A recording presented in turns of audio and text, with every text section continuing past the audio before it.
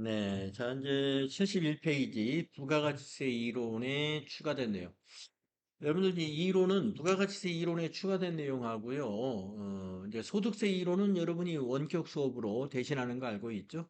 예, 그래서 소득세 이론 진도 여러분 나가 주셔야 되겠습니다. 자, 부가가치세 이론에 추가된 내용은 어디에 있는지 한번 쭉 살펴보도록 하죠. 먼저 부가가치세의 개념과 특징 그대로죠. 부가가치세란 무엇이고 우리나라 부가가치세의 특징 일반 소비세이고 전단계 세액공제법이고 간접세이고 소비형 부가가치세이며 소비지국 과세 원칙이다. 자, 추가된 내용 없죠? 다음 페이지 납세 의무자. 우리 부가가치세의 납세 의무자는 사업자이거나 재화를 수입하는 자가 납세 의무자죠. 네, 추가된 내용 없습니다. 사업자의 요건도 재화나 용역을 계속적으로 공급하고 영리 목적과는 관계가 없으며 사업상 독립성을 갖춰야 된다 하는 게 사업자의 요건이죠. 그리고 사업자의 분류가 이제 큰 표로 있는데 우리 부가가치세법은 바로 납세 의무자, 부가가치세 납세 의무자, 바로 일반 과세자와 간이 과세자가 납세 의무자이며 이 일반 과세자와 간이 과세자가 부가가치세의 과세 사업자입니다. 그 다음 페이지에 과세 기간이 있는데 과세 기간은 일반 과세자는 1기와 2기가 있죠. 1기는 1월부터 6월, 2기는 7월부터 12월입니다. 간이 과세자는 1기, 2기가 없고요. 1월부터 12월 31일이 과세 기간입니다. 신규로 사업을 시작하는 자는 사업 개시일부터 과세 기간의 종료일까지를 과세 기간이라고 하고요. 폐업을 하는 경우에는 과세기간 개시일부터 폐업일까지를 과세기간이라고 하죠. 그리고 밑에 표에 보면은 예정신고기간이 있습니다. 예정신고기간은 1기 예정신고기간은 1월부터 3월이 1기 예정이고요. 2기 예정은 7월부터 9월까지가 2기 예정입니다. 그러면 예정 신고했으면 나중에 확정 때는 예정 신고한 걸 빼고 신고하게 되기 때문에 기간으로 말하면 1기 확정은 4월부터 6월이고 2기 확정은 10월부터 12월까지를 우리가 2기 확정이라고 하죠. 다음 페이지 넘어가면 납세지에 대한 정리가 되어 있습니다. 네, 납세지는 원칙적으로 사업장이 납세지입니다. 사업장별로 납세 의무를 가지고 있어요. 그러면 업종별 사업장이 좀 특별한 게 있는데 광업은 사무소의 소재지가 사업장이고 제조업은 제품을 완성하는 장소가 사업장이고 건설업이나 운수업이나 부동산 매매업 같은 경우는 법인 등기부상의 소재지이고 개인 사업자는 업무를 총괄하는 장소니까 역시 사무실이 되겠죠. 예, 무인 자동 판매기를 통하여 사업을 하는 사람들이 사업장이 특이하죠. 예, 특이한 게 없네요. 요거 특이한 게 아니고. 예. 무인 자동 판매기도 이제 총괄하는 장소니까 사무소가 사업장이에요. 예. 부동산 임대업이 특이하죠. 부동산 임대업. 부동산 임대업의 사업장은 부동산의 등기부상 소재지가 사업장이에요. 사무소가 아니고. 그 다음에 이제 우리가 사업장 하면은 제외되는 곳이 어디예요? 바로 이 하치장이나 임시사업장은 사업장으로 보지 않죠? 하치장이나 임시사업장은 사업장이 아니다. 주사업장 총괄 납부와 사업자 단위 과세 제도의 특례 제도에 대해서 시험에 자주 나오는데요. 주사업장 총괄 납부 제도는 총괄하여 납부하는 제도를 말합니다. 그런데 보기에서 가끔 자주 그렇게 나오죠. 총괄하여 신고 납부하는 제도다. 그건 틀린 설명이라는 거예요. 총괄하여 납부하는 것이 주사업장 총괄 납부 제도이고, 그 다음에 그 오른쪽에 있는 사업자 단위 과세 제도는 납부뿐만이 아니라 신고, 사업자 등록 이런 모든 것을 법인은 본점에서, 개인은 주사무소에서 한 번에 해결하는 것을 사업자 단위 과세 제도라고 하는 것입니다. 이 두 가지가 많이 차이가 나죠.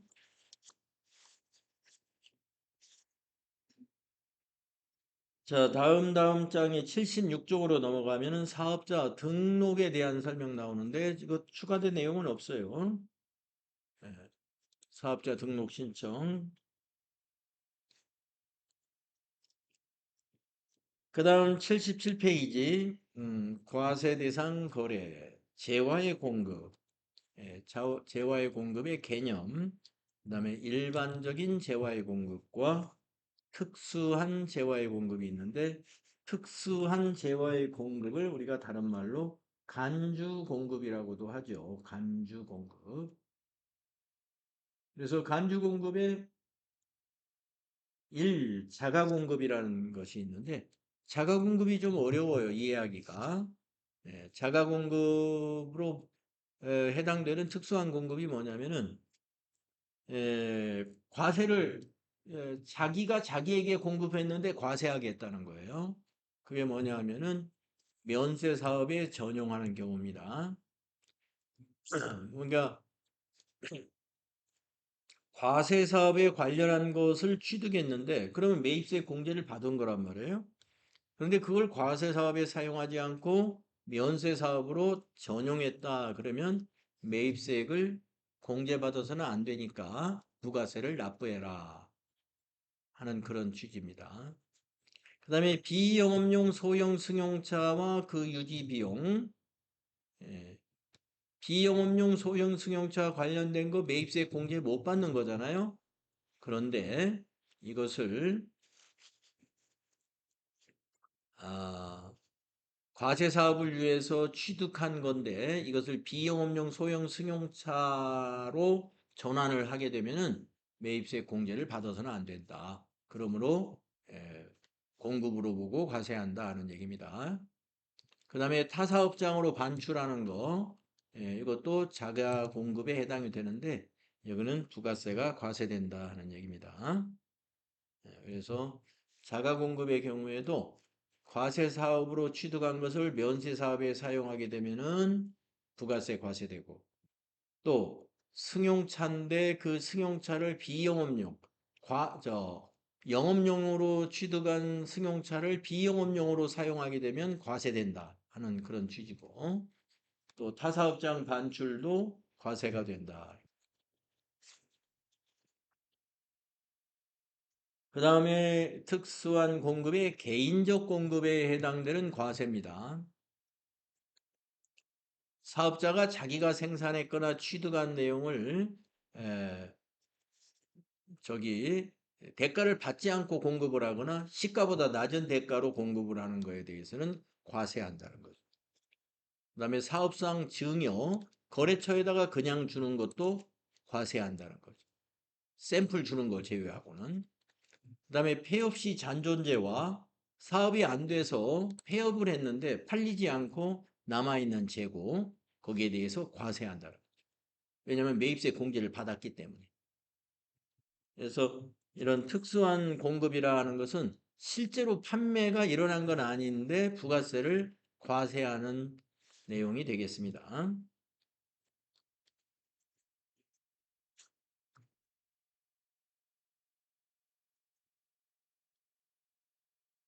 예, 재화의 공급으로 보지 않는 것도 우리 책에 있는 내용, FAT 1급에 있는 내용 그대로니까요. 특히 이제 조세 물납 같은 거 공급으로 보지 않는다. 그런 것도 기억이 나실 거예요. 다음 페이지 보시면은 용역의 공급 및 재화의 수입. 예, 추가된 내용 없습니다. 다음 페이지 보시면은 부수 재화 및 부수 용역의 공급. 여기에서도 추가된 내용은 없어요. FAT 1급에서 공부했던 내용 그 정도로 그 내용 그대로입니다. 다음 81페이지 재화의 공급 시기. 재화의 공급 시기에서도 추가된 내용은 없습니다.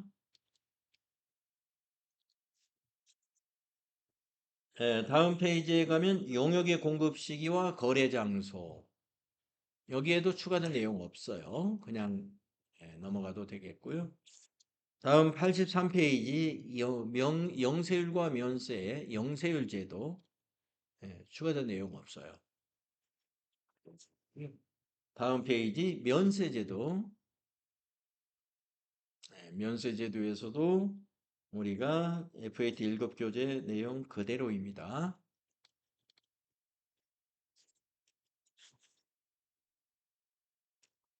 그 다음에 86페이지에 가시면은 과세 표준과 매출세, 과세 표준의 개념, 추가된 내용은 없는 거고요. 그 다음에 87쪽으로 가면 항목별 과세 표준 포함 여부, 여기에서도 그대로 내용입니다. FAT 1급 교재와 동일하니까 추가적 설명이 없고요. 다음 88페이지 재화의 수입, 재화의 수입에 대한 것도 추가된 내용은 없습니다. 다음에 그 밑에 매출세액의 구조, 우리 부가세 신고서에서 이런 구조로 매출세액이 결정되는 거 다 알고 있는 내용이고 추가된 내용 없고요. 다음 89페이지 매입세액의 구조, 부가가치세 신고서를 떠올리면 돼요. 추가된 내용은 없습니다.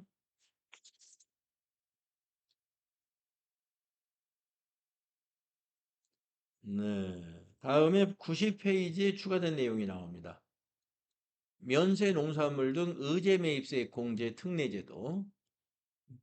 우리 FAT 1급 교재에서도 의제 매입세 공제가 살짝 나오긴 합니다만은 이렇게 긴 내용으로 설명되어 있진 않아요. 그래서 이 의제 매입세 공제 특례제도는 부가가치세 실무 수행 문제로 자주 나오는 문제이기 때문에 일단은 실무 수행 때 실무 수행을 잘 할 수 있으면 됩니다만은 이론적인 것도 어느 정도는 알아야 돼요. 그래서 좀 체크하고 가겠습니다. 자, 면세 농산물 하면은 여러분이 쌀이라든가 농산물이니까 콩이라든가 뭐 옥수수라든가 감자라든가 고구마 같은 거. 이게 면세 농산물들이죠. 예. 우리가 면세 농산물로 주로 하는 사업자들을 보면은요, 식당, 밥을 만들어 파는 식당, 또 면세 농산물 가지고 여러 가지 가공식품을 만들기도 하죠.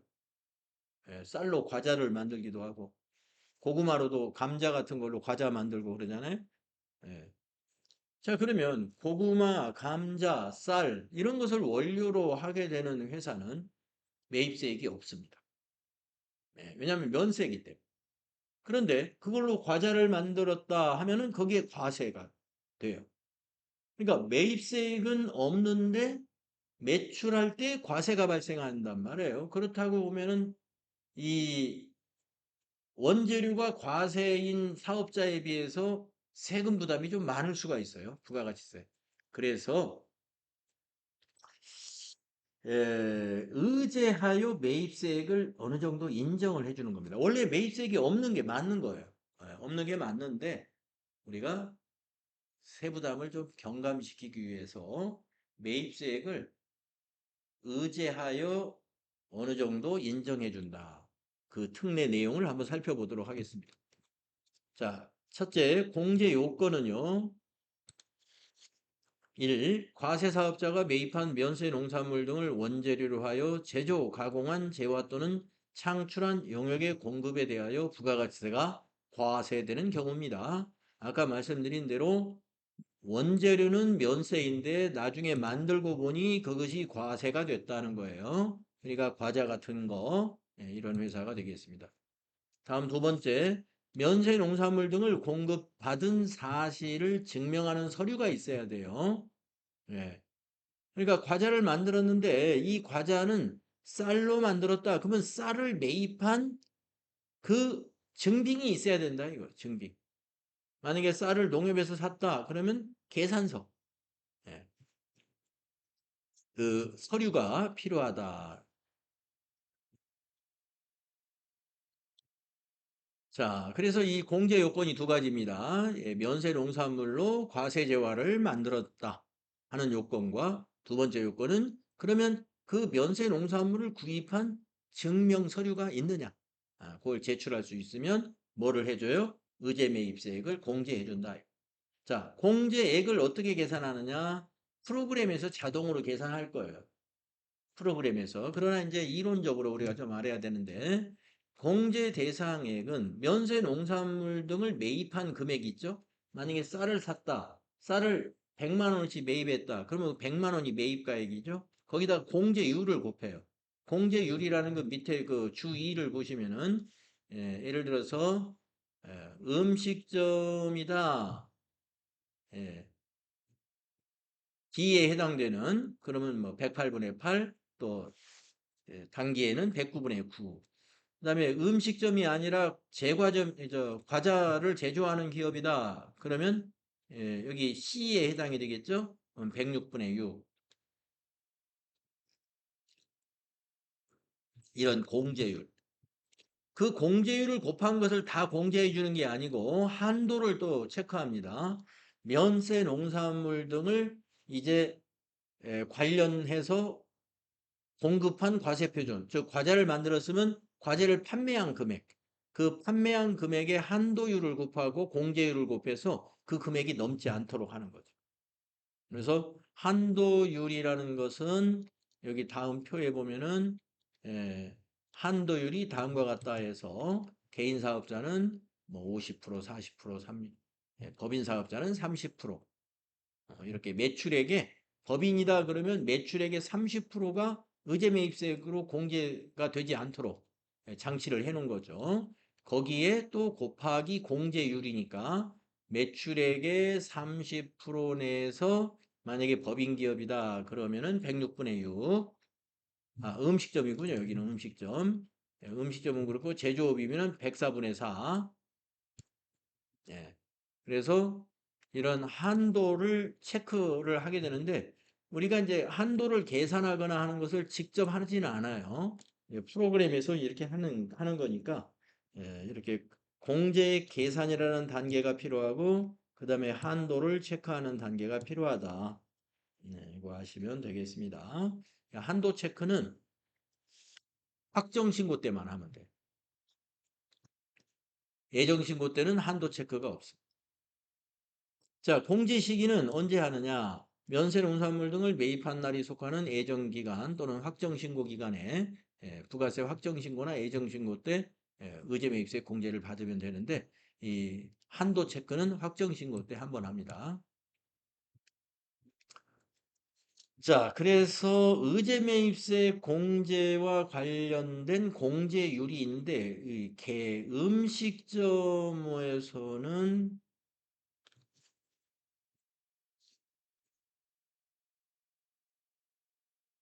음식점으로 나올 때가 있어요. 음식점으로. 그 음식점에서는 여기 에, 법인 기업이니까 106분의 6 요거 하나 기억하시면 돼요. 자, 보시면 음식점이 A, B, C가 있잖아요. 음식점. 이 A는 과세 유흥장소. 예, 과세 유흥장소. 그 다음에 B는 A 외에, 즉 유흥 장소가 아닌 음식점을 경영하는 개인 사업자. 그러니까 유흥 장소 하면 대략 이제 술집 같은 곳이에요. 술집. 예. 그다음에 이제 유흥 장소가 아닌 음식점이다 그러면 우리가 일반적으로 식당, 술집이 아닌 음식점, 뭐 한식점이라든가 짜장면집이라든가 이런 데가 이제 유흥 장소가 아닌 음식점이라고 보면 되죠. 그런데 여기가 제일 공제율이 높아요. 그런데 C는 뭐냐면은 A와 B 외의 음식점입니다. 그러면은 유흥장소도 아니고 그 다음에 개인이 경영하는 음식점도 아니고 그러면 여기 뭘까요? 법인이 경영하는 음식점이에요. 법인이 경영하는 음식점. 그래서 우리가 실무 시험에서 개인 사업자는 시험에 안 나오고 법인으로만 문제가 나오니까 우리 회사는 음식점이다. 그러면 공제율을 106분의 6을 선택해 주면 됩니다. 법인 음식점 공제율 106분의 6. 이걸 왜 알아야 되냐면요. 실기 시험에서 이 거기 공제율을 계산하는 것은 프로그램에서 자동으로 계산하는데 공제율이라는 항목을 가가지고 거기에 보면 102분의 2, 106분의 6, 104분의 4 이런 공제율이 법례가 여러 가지가 나와 있거든요. 그걸 선택을 해줘야 돼요, 우리가. 그래서 법인 음식점은 106분의 6이다. 요거 하나는 알고 있어야 좋겠고요. 그 다음에 그 다음 페이지 제조업 나오잖아요. 시험은 주로 제조업으로 많이 나오긴 합니다. 제조업도 이렇게 세 가지로 나눠져 있는데 어디에서 나오냐면 중소기업을 주로 문제로 내요.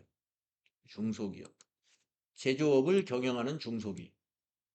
그러니까 통조림을 만드는 회사라든가 또는 과자를 만드는 회사라든가 이렇게 나올 텐데 통조림이나 그 과자 만드는 회사는 이제 보통 중소기업이다 이렇게 설명을 해줍니다. 그러면 우리는 104분의 4를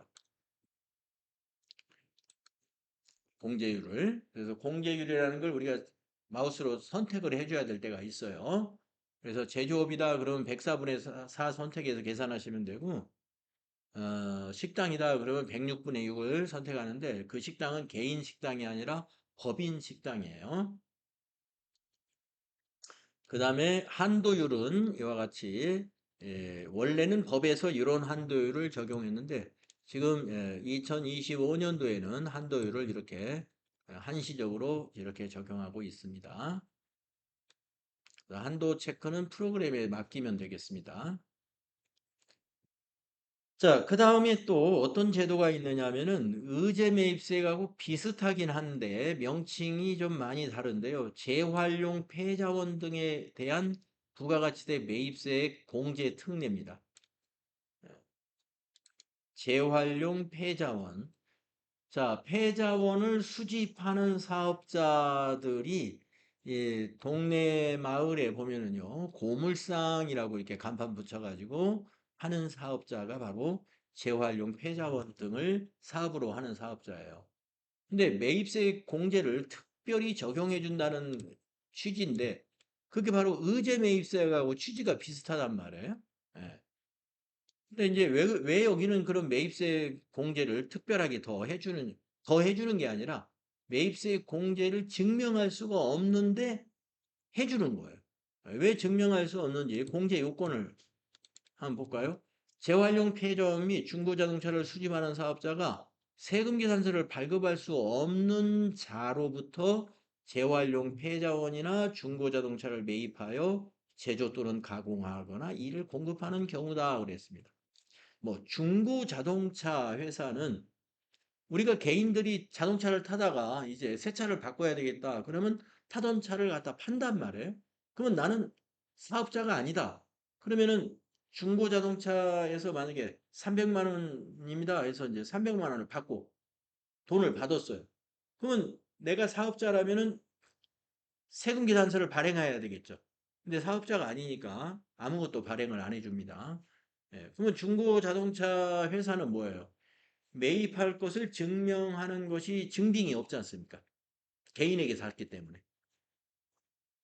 자, 중고자동차 회사가 그렇고 또 고물상, 고물상, 뭐 고철 같은 거를 주워온단 말이에요.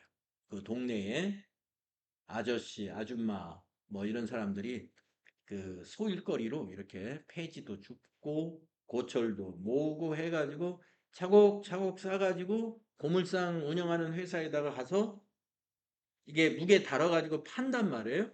그래서 이제 고물상 주인이 이건 9만 원어치입니다. 그럼 9만 원을 주고 사는데 개인한테 사기 때문에 역시 증빙이 없어요. 그런데 그 고물상 주인은 그 고물을 이제 업체에다 판단 말이에요. 팔 때는 자기도 사업자니까 세금 계산서를 발행합니다. 자, 무슨 얘기인지 아시겠죠? 팔 때는 세금이 있는데 매입할 때 그걸 증명할 수가 없다는 거죠. 증빙이 없어가지고. 자, 그래서 이런 경우에도 매입세 공제 특례를 적용해 주는데요. 공제액 계산을 이렇게 합니다. 공제의 대상은 재활용 폐자원의 매입가액에다가 공제율을 곱해요. 예. 그리고 한도를 또 이렇게 계산을 하면 됩니다. 어, 다음 페이지 보시면은 중고자동차의 경우는 공제율이 110분의 10이니까 10% 거의 다 해주는 예, 중고자동차는. 그리고 중고자동차가 아닌 뭐 고철이라든가 폐진 공제율이 103분의 3이에요. 103분의 3 이렇게 적용을 해준다. 네, 너무 그 한도도 중고자동차에 대한 거는 한도가 없습니다만은 예, 나머지 중고자동차 제외한 거는 한도가 있는데 설명을 생략했습니다. 예, 이 재활용 폐자원 등에 대한 매입세 공제 특례는 시험에서는 나오지 않아요. 자, 그 다음에 92페이지 보시면 공통 매입세액, 공통 매입세액에 안분계산, 정산, 재계산, 이게 실무 시험에 출제가 되거든요. 그래서 공통 매입세액은 어떤 개념이냐 하는 걸 설명을 한번 보겠습니다. 사업자가 과세사업과 면세사업 등을 겸용하는 경우에 과세사업과 면세사업 등에 관련된 매입세액의 계산은 실지 귀속에 따라 구분을 해야 한다. 네, 이게 원칙이에요. 자, 과세사업과 면세사업을 겸해서 경영하는 사업자를 겸용사업자라고 부르는데 예를 든다면 그렇습니다. 택시 운송 사업과 버스 운송 사업을 같이 한다. 사업을. 그러면 시내버스 운수 사업이에요. 그러면 시내버스는 면세예요. 그리고 택시는 과세 사업이에요. 그래서 같은 운수업이니까 사업장을 하나로 같이 쓰고 있는데 만약에 우리가 자동차 회사에서 택시를 산다. 그러면 과세 사업이니까 택시 살 때 매입세 공제 딱 받으면 돼요. 자, 버스를 산다. 버스는 면세 사업에 쓸 거기 때문에 매입세 공제를 안 받으면 돼요. 이렇게 실지 귀속에 따라 딱 구분을 할 수가 있는 것은 그렇게 해야 됩니다. 자, 그런데 택시 사고, 버스 살 때는 확실히 구분이 되는데, 자, 우리 회사 직원들, 사무실의 직원들이 버스를 관리하는 직원도 있고, 택시 사업을 종사하는 직원들도 있는 이런 사무실은 같이 쓰고 있다고 봅시다. 사무실을 같이 쓰고 있는데, 이 사무실에 냉난방기가 너무 노후화돼가지고 냉난방기를 새로 구입을 했어요. 그래서 1,000만 원짜리 냉난방기를 사무실에 새로 샀습니다. 자, 그러면 이 냉난방기는 과세 사업용이냐, 면세 사업용이냐 구분이 불가능해요. 왜냐? 이 사무실에 일하는 사람이 택시 일을 하는 사람도 있고 버스 일을 하는 사람도 있다 이거죠. 이게 바로 공통 매입세액의 개념입니다. 그것을 구분하기 어려운 경우예요. 자, 그래서 여기 이제 그 다음에 설명이 나오죠. 그러나 실주기속을 구분할 수 없는 매입세. 지금 말씀드린 예를 든다면 그런 거예요. 이와 같이 실지귀속을 구분할 수 없는 매입세액은 총 공급가액에 대한 면세 공급가액 비율 등을 적용하여 안분 계산해야 한다. 네. 자, 그러면 무슨 말이냐? 자, 1,000만 원짜리 냉온풍기를 새로 샀는데 부가세가 그러면 100만 원이겠네요. 예, 기계가 1,000만 원이면 부가세는 100만 원. 그 100만 원 중에서 안분 계산해 가지고 매입세 공제 받아라 이겁니다. 자, 우리 회사의 지난 과세 기간에 공급가액이 냉난방기를 지난 과세기간이 아니고 냉난방기를 취득한 날이 해당되는 과세기간에 총 공급가액이 가령 10억인데 10억. 그중에 면세, 버스 판매액이 4억 원이었어요. 버스 판매가 아니라 버스로 벌어들인 수입액이, 면세 수입액이. 자, 그러면 10억분의 4억, 40%가 면세네요. 그러면 100만 원 중에서 그 공통 매입세 100만 원 중에서 40%는 공제받으면 안 되죠. 즉 40만 원. 요 40만 원은 공제받지 말고 60만 원만 공제받는 것으로 신고해서 네, 부가세를 신고해 주면 됩니다. 이것이 안분계산. 이 안분계산은 애정신고 때 하는 겁니다. 네, 여기 공식이 그렇게 나왔죠. 안분계산 방법. 공통매입세 100만 원 곱하기 해당 과세기간의 총 공급가액 10억분의 면세 공급가액 4억. 이것은 면세사업과 관련된 매입세액이다. 그건 면세사업과 관련된 건 공제받을 수 없다. 자, 그런데 안분계산을 하지 않아도 되는 게 있어요. 안분계산의 배제. 다음 어느 하나에 해당하는 경우 해당 재화 또는 용역의 공통매입세액은 공제되는 매입세액으로 한다. 예. 자, 어느 경우냐면요. 첫째, 해당 과세기간의 총 공급가액 중 면세 공급가액이 5% 미만인 경우로 공통매입세액이 500만 원 이상인 경우는 제외한다. 네. 자, 그러면 아까 100만 원인 경우는 해당이 되겠죠. 공통매입세액이 아까 100만 원이었어요. 자, 그때 면세 공급가액의 비율이 5% 미만이다라는 말은 뭐냐면은 우리 회사의 총 그 과세 기간 동안의 매출이 10억인데 5%가 되려면은 1억이면 10%고 5천만 원이 되어야 5%가 되죠. 근데 면세 즉 버스 수입액이 5천만 원이 안 되고 4,500만 원이다라고 하면 4,500. 10억분의 4,500이면 5% 미만에 해당되죠. 그러면은 안분계산 생략. 그냥 전부 다 100만 원을 매입세 공제 다 하는 것으로 본다. 예, 이해가 되시겠죠? 두 번째, 해당 과세기간 중에 공통 매입세액이 5만 원 미만인 매입세. 예, 5만 원 미만인 매입세. 뭐냐면은 매입세액이 5만 원 미만이라는 것은 매입 가격이 50만 원 미만이면 그렇게 되겠죠.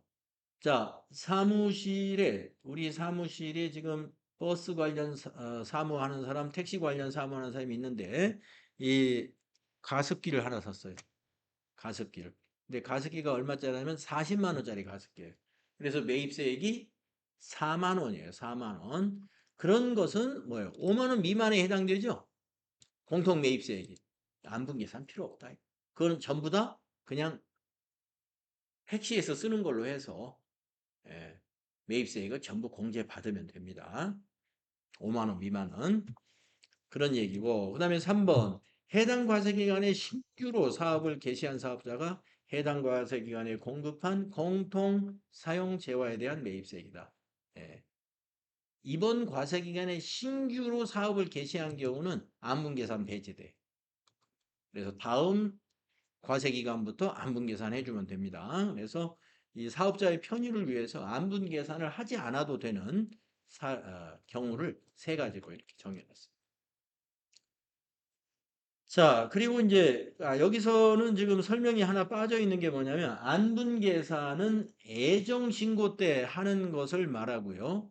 그 다음에 애정신고 때 안분계산 했으면 확정신고 때 정산을 한 번 더 해줘야 돼요. 애정신고 때는 3개월치의 공급가액을 가지고 안분을 하는 거고요. 확정신고 때는 6개월치의 공급가액을 가지고 다시 한번 정산해 주는 겁니다. 근데 여기서는 지금 정산에 대한 설명이 빠져 있어서 사실은 이 사이에 정산이라는 게 한 번 있다. 이 정산은 확정신고 때 하는 것이다. 이거 미리 알고 계시고 그 다음에 이제 그 밑에 재계산이라는 게 있는데 이거는 재계산은 감가상각 자산에 대해서 하는 겁니다. 감가상각 자산. 그러니까 아까 그 냉온풍기 같은 경우는 비품이니까 감가상각 자산이잖아요. 네. 감가상각 자산은 재계산도 해야 돼요. 네, 재계산. 그래서 재계산을 왜 해야 되느냐? 그러니까 면세 비율이 변동이 생기기 때문에 그렇습니다. 예, 취득하는 시점에 과세 기간에는 면세 비율이 가령 40%였지만 그 다음 과세 기간엔 면세 비율이 뭐 30%로 떨어질 수도 있는 거죠. 예. 아니면 반대로 면세 비율이 올라갈 수도 있는 겁니다. 예, 그렇기 때문에 감가상각 자산은 상각률을 정해가지고 다 상각되기 전까지는 면세 비율의 변동에 따른 재계산을 통해서 부가가치세 신고를 해줘야 돼요. 자, 한번 읽어보겠습니다. 감가상각 자산에 대하여 공통매입세액의 안분 계산에 따라 매입세액이 공제된 후 공통매입세액 안분 기준에 따른 비율과 감가상각 자산의 취득일이 속하는 과세기간 내 적용되었던 공통매입세액 안분 기준에 따른 비율이 5% 이상 차이가 나면 납부세액 또는 환급세액을 다시 계산하여 해당 과세기간의 확정신고와 함께 관할 세무서장에게 신고 납부해야 한다. 재계산도 확정신고 때만 하는 겁니다. 그러니까 재계산과 정산은 확정신고 때 하는 건데 재계산은 감가상각 자산만 한다.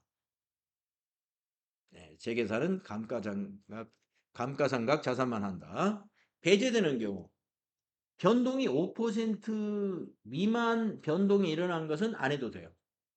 5% 미만으로 면세 비율이 변화가 있어. 그거는 변화가 그냥 없는 걸로 보고 그냥 계산을 안 해도 되고 5% 이상 증가했거나 감소하면 재계산해서 신고를 한다.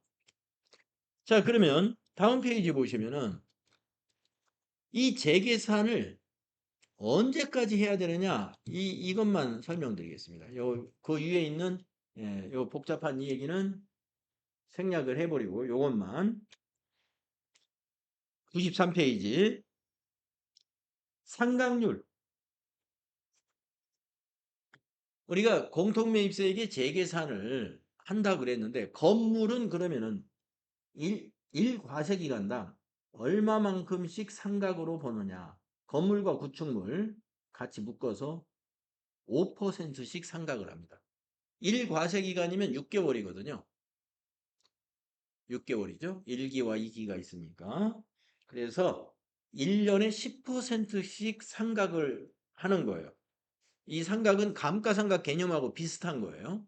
그래서 부가가치세법에서 재계산할 때 공통매입세액을 재계산할 때 상각률을 적용할 때는 건물과 구축물은 5%, 기타 감가상각 자산은 25% 이렇게 딱 두 가지로 나눠져 있어요.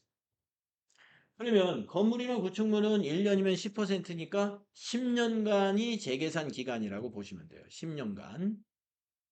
면세 비율이 5% 이상 차이가 났을 때 10년간은 재계산이 됩니다. 그런데 기타 감가상각자산은 1과세기간당 상각률이 25%입니다. 그렇기 때문에 1년이면 50%가 돼요. 그래서 비품이나 이런 것은 2년이면 상각이 다 돼버립니다. 그래서 재계산을 하지 않습니다. 2년 이후에는. 그래서 요 비율을 알아두셔야 우리가 이제 지금 우리가 재계산해야 되는 문제가 나왔는데 그게 건물이다. 그러면은 우리가 상각률을 5%라고 입력을 할 거예요. 자, 건물이 아니다. 그러면 거기 상각률을 25%라고 입력할 거예요. 그래서 요 두 개의 비율을 아까 우리가 의제매입세 공제율을 정할 때 법인이다. 그러면은 104분의 4. 제조업 법인 제조업이다. 그러면 104분의 4를 선택해야 된다고 말씀드렸죠. 또 법인 식당이다. 그러면 106분의 6으로 선택해야 된다고 그 두 개의 숫자 기억하자고 그랬는데 재계산 문제에서는 공통매입수의 재계산에서는 요 두 개의 숫자를 기억해야 돼요. 건물이나 구축물은 5%다 하는 거, 요 숫자 선택을 해야 되니까. 또 건물이나 구축물이 아닌 자산이다. 그러면 25%를 우리가 선택해야 돼. 5%, 25% 그거 선택한다는 거. 뭐 이것도 설명을 해드리면 좋겠는데, 요거는 우리가 면세 사업을 감가상각 자산으로 전환했을 때 매입세 공제를 받는 방법, 얼마를 받아야 되느냐 하는 건데요. 요 재계산과 비슷해요. 그 계산하는 방법이. 예. 하지만 과세사업 전환이라는 주제로는 문제를 출제하지 않으니까 제가 그냥 넘어가는 겁니다. 재계산은 나오니까 5%, 25% 이거 기억하시라고 했던. 네, 그래서 추가된 내용 좀 뒷부분에 매입세액 쪽에서 좀 복잡한 내용이 있었는데 요거는 지금 좀 복잡해 보일지 모르지만 나중에 실무 수행 문제를 하면 또 한 번 정리가 일어납니다.